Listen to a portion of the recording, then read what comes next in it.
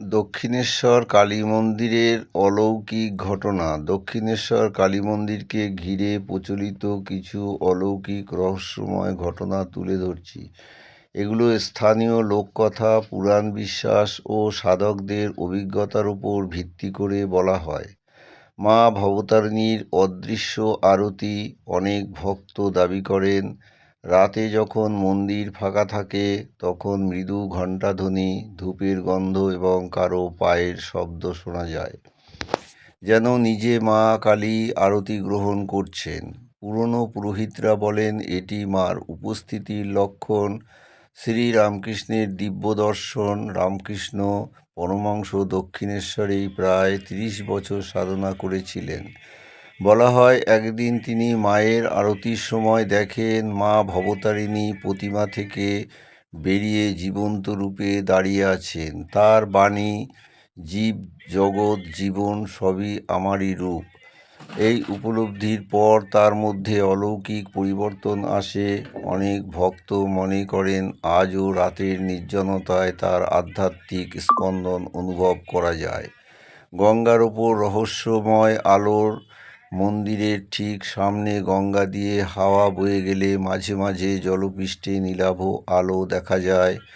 বহু বছর ধরে ভক্তরা এটিকে মায়ের আশীর্বাদের আলোকছটা বলে মনে করেন। বিশেষ করে কোজাগরী পূর্ণিমা বা অমাবস্যার রাতে এই রহস্যময় আলো নাকি আরও স্পষ্ট দেখা যায়। ইচ্ছা পূরণের নাট মন্দির রহস্য লোকমুখে আছে। নাট মন্দিরে দাঁড়িয়ে চোখ বন্ধ করে আন্তরিক মনোযোগে কিছু চাইলে সংসারের কষ্ট কমে মানসিক শান্তি আসে। অনেকের চাকরি, পরীক্ষা ও পারিবারিক সমস্যা মিটে যায়। অনেক ভক্ত এ জায়গাটিকে ইচ্ছা পূরণের স্থান বলে মানেন। অলৌকিকভাবে সুগন্ধ ছড়ানো মন্দিরের ভেতরে মাঝে মধ্যেই অদ্ভুত ফুলের গন্ধ ছড়িয়ে পড়ে, যদিও কাছাকাছি কোনো ফুল না থাকে। পুরোহিতরা এটিকে দেবী উপস্থিতির লক্ষণ বলে মনে করেন।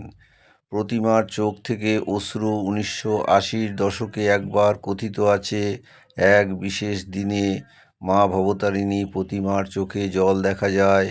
ভিড় নিয়ন্ত্রণের কারণে সরকারি তদন্ত হয়েছিল, কিন্তু এর কোনো বৈজ্ঞানিক ব্যাখ্যা নিশ্চিতভাবে পাওয়া যায়নি।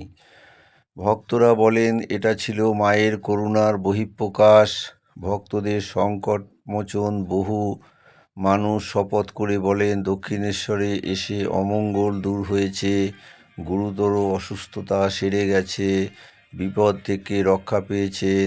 এগুলো ব্যক্তিগত অভিজ্ঞতা হলেও অনেকেই এটি দেবী ভবতারিণীর আশীর্বাদ বলে মনে করেন।